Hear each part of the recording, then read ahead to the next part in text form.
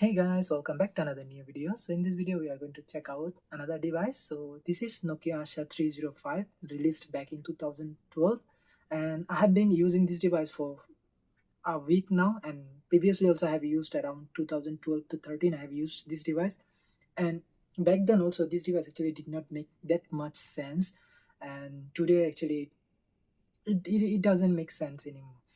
But many of you maybe have a pretty good experience with this device, but I didn't have a good time with this device actually. So let's go check out this device first. So as you can see, this device is really beautiful actually. So there are few devices around the same time, about 2012, 305, 306, and other devices, almost similar design, and that looks good actually. So they targeted youth with this device, but this device is actually not really great for youth too actually. So first of all, as you can see here, we have a 3-inch display, 240 by 400 pixel, and it has a TFT resistive screen. One of the most disappointing part of this device is the touch of this device actually. I have used a lot of device with resistive touch screen which has far better touch responsivity than this device. It is a terrible touch screen device. So going with that 3-inch display, and right side we have our volume rockers and also have a key to lock and unlock the device. It is quite convenient and the buttons are actually quite tactile.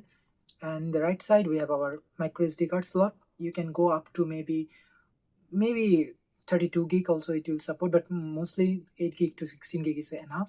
And also SIM 2 slot, and on top we have our micro USB port. We have, and you can use micro USB port to charge the device. That's good actually. And also we have our 3.5 mm headphone jack. Also we have 2.5 mm barrel jack.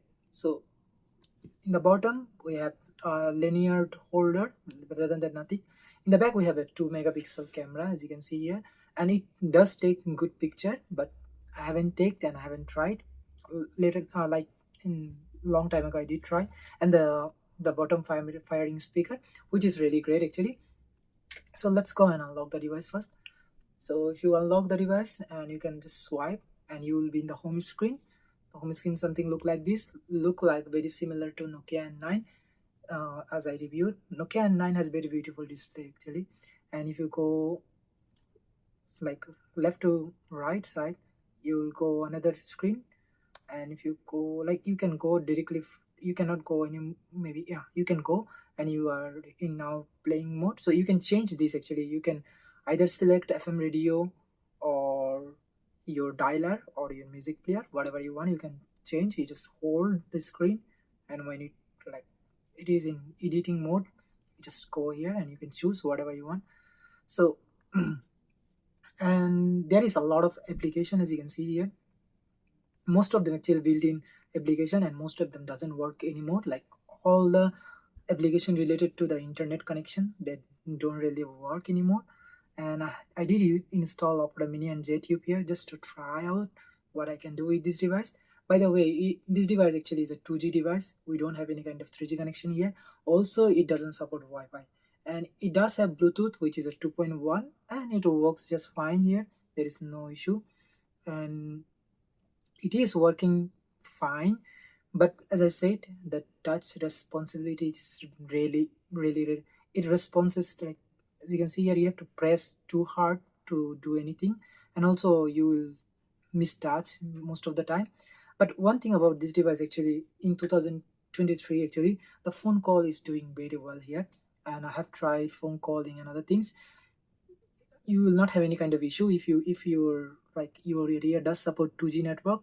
If not, then this device is just toy, or you can use as a music player, and you can listen music from this device. Actually, it's pretty good actually, not really bad for Nokia. And also the music player is also quite nice, as you can see here. So in that case it makes sense, like for phone calling and just listening to the music. Rather than that, it doesn't make sense. Even messaging in this device actually is terrible. So if you go here and just like write a message, so yeah, we have our QWERTY keyboard system here. In QWERTY keyboard you can't really type anything. So if you try, it's really difficult to type, and you have to use like your fingernail to do that. And you need a precise click to click the buttons. So it does work, but it is not really great to type on actually. It's really difficult.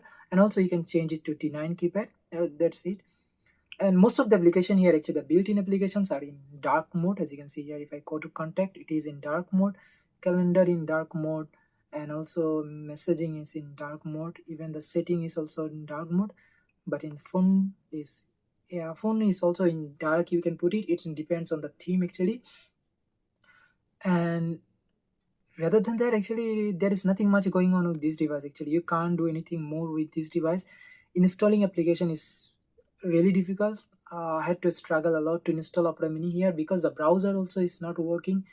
I had to use some trick to install Opera Mini here, and Opera Mini, after installing, it does work, but it is really slow. Really, it's unusable mostly actually. So let me, okay, I can't like use the notification panel. So you can use notification panel from here. You can turn on your whatever you want. Also in there are three shortcut here. You can use like for music player, call, and write message. So there is an, I did turn on the mobile data. Let's check we can browse internet or not. And also like it has like a accelerometer sensor which does just work in one side only. You can't like rotate it in 360-degree. It just do it like 180 maybe. So we are here, and let's try to browse Facebook. And okay, yes, as you can see here, it is really difficult to browse internet on this device. It does work actually. uh, but I don't know why it is not connecting to the internet right now. As you can see here, there is no internet connection showing here, but it does work. It is true for JTube too. JTube, as you can see, internet is turned on actually, but it is not working. So JTube is working, and it does load the pages very well there, but you can't do anything rather than that.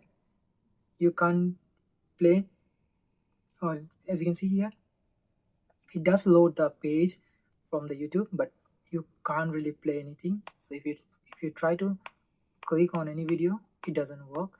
You can't do anything here. Nothing is working. And if you really like want to play games on this device, the touch screen is not really great, but you can still play few of the games, and you can download it directly from Opera Mini. In build, there is no game actually. As you can see here, there is no game. There are a lot of applications, but there is no games on this device. And you can install, and from top games also you can't use anymore, because as I said, most of the application which require internet on this device are already gone, so they don't work. And I did not take any sample photos with this device because camera doesn't work without memory card, and I don't want to put a memory card. It is hassle. As you can see, the SIM tray is broken already, and I put a tape there, so I don't really want to like cut it open and put this memory card here.